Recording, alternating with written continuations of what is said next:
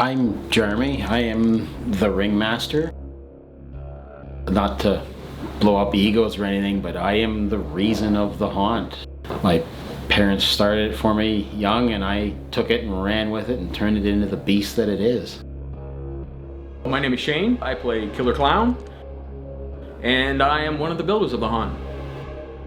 There's a whole bunch of themes within the haunt. Probably the best way to describe it is more like a theme park over just a haunted house. The inspiration for some of the themes that we have within our haunt actually come from a lot of the things that we enjoy ourselves.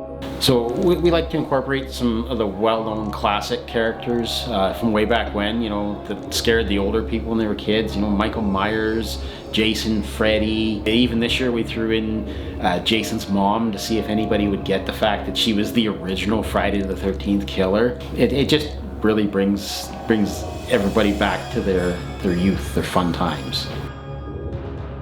I believe we do have continuity within our haunt. When you're going through the haunt, you should feel like you're in a different world, and it should all flow together and tell a story.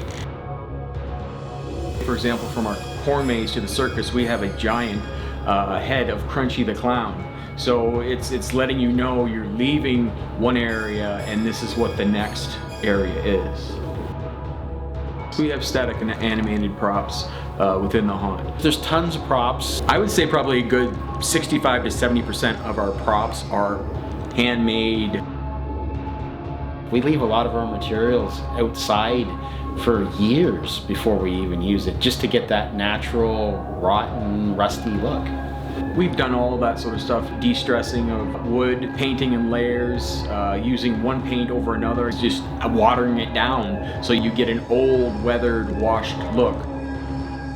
We constantly recycle materials. Like skids, like barrels, old lights. We're constantly repurposing and reimagining props. It's just part of the game. Tires, curtains, costumes, like just clothing. So it never ends on the repurposing. So when it comes to the lighting and sound, I believe that if you want your people who come through to enjoy it more, you need to be able to highlight what you want them to see, because not only do they see what you want them to, but it also can be a little bit of a misdirection, because while they're looking at what you want them to, there is something there that they're not expecting. Oh yeah, we're constantly using light and fog to enhance the experience for the people that come within the haunt. Yeah, background music and sound effects set that tone, that feeling. We like to use music and sound effects to set the tone throughout the haunt for different themes.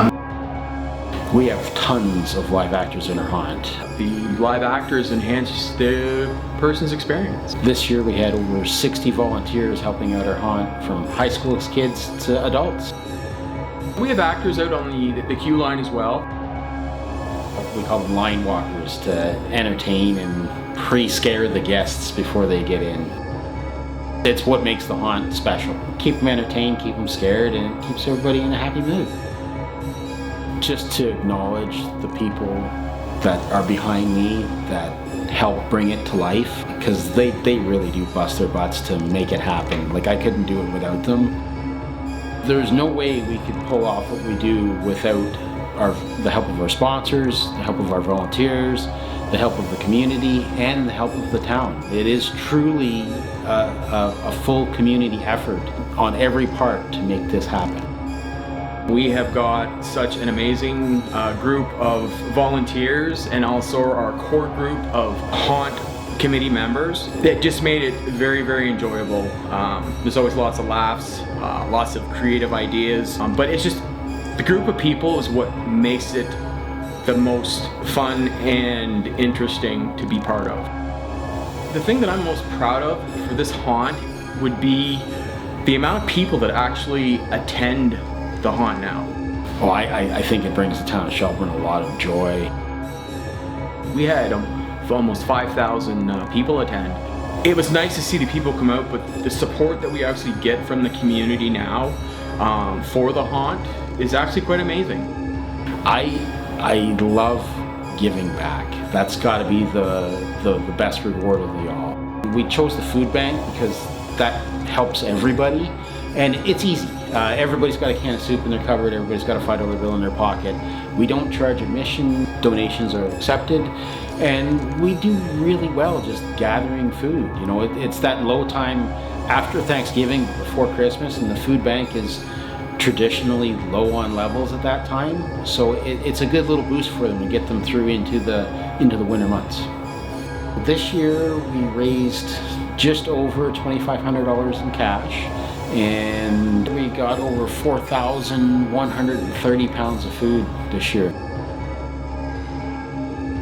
The town has always been good to me and my family, so to give back seems right.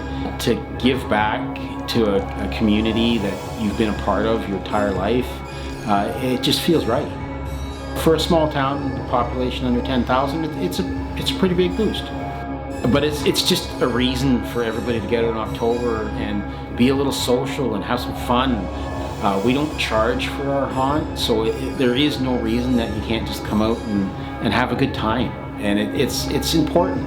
You know, you can't change the world, but you can sure make your corner of it a little bit better.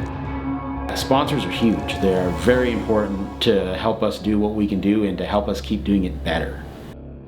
We've been doing this for over 30 years now. There are absolutely no plans to stop or do anything. We love bringing this to the community. We love doing what we do.